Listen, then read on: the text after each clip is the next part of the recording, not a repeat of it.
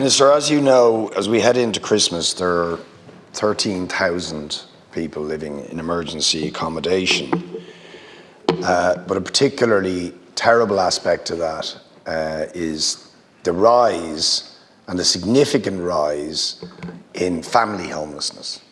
Over 1,800 families living in emergency accommodation, 4,000 children, and those figures are consistently rising.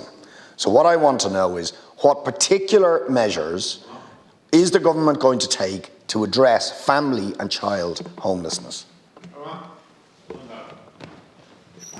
I want to thank Deputy Boyd Barrett for his question. Supporting individuals and families facing homelessness is a key government priority.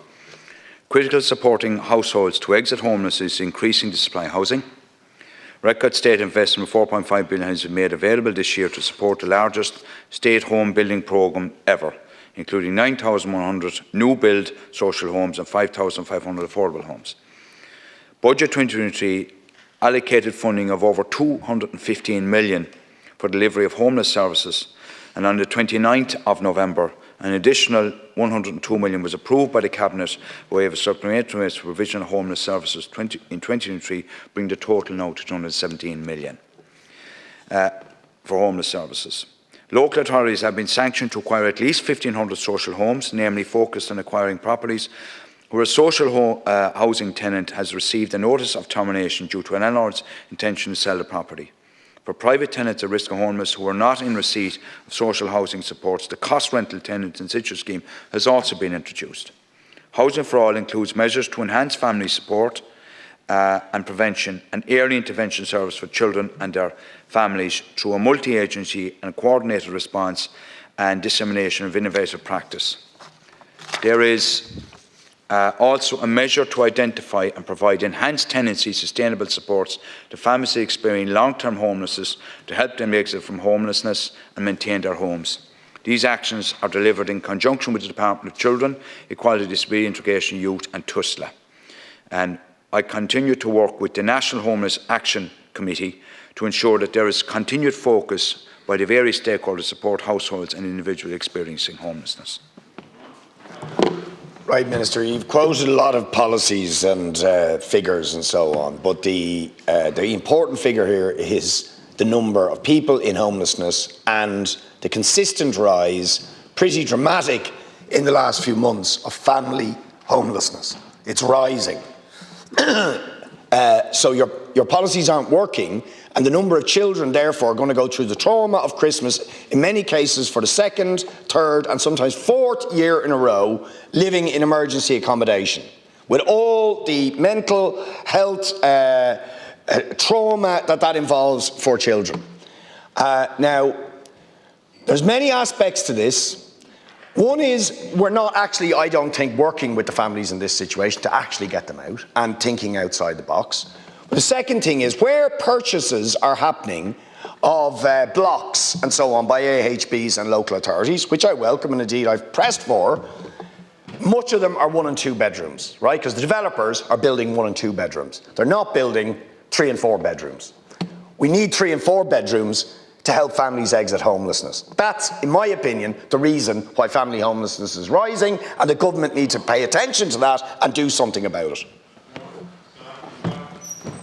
Thanks, Deputy Boyd Barrett.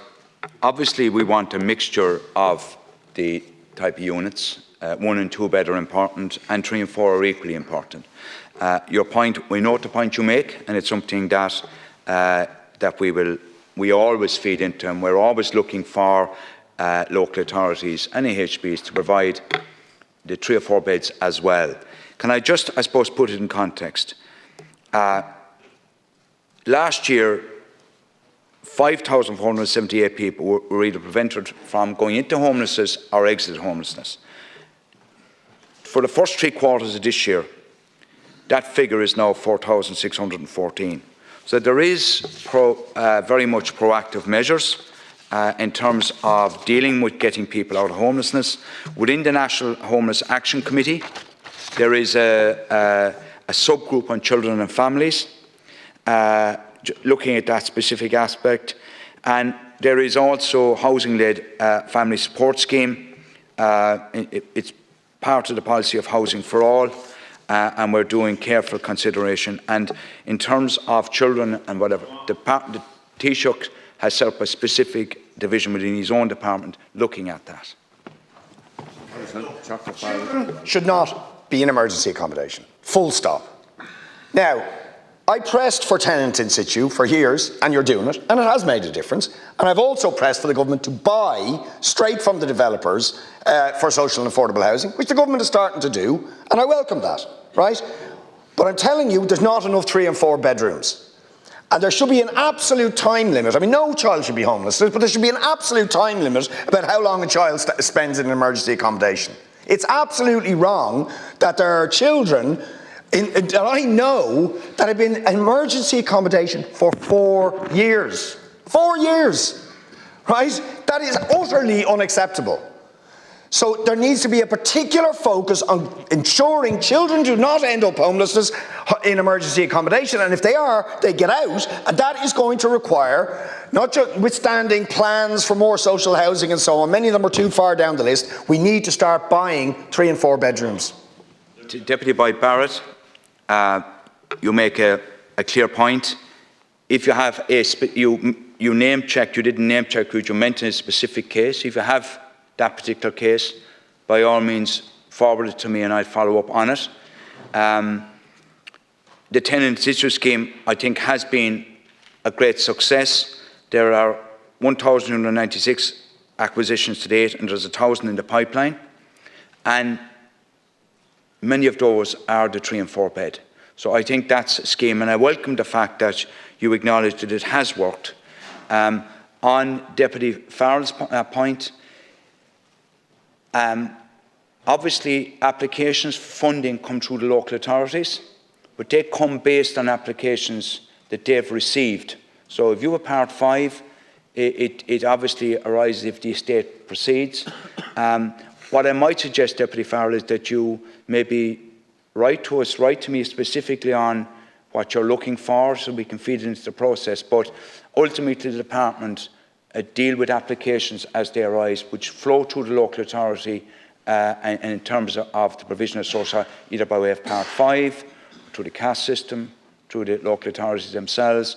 And ultimately what we want is, we have record numbers built last year. We're very much on track in terms of our output again this year, but maybe you'd write to us.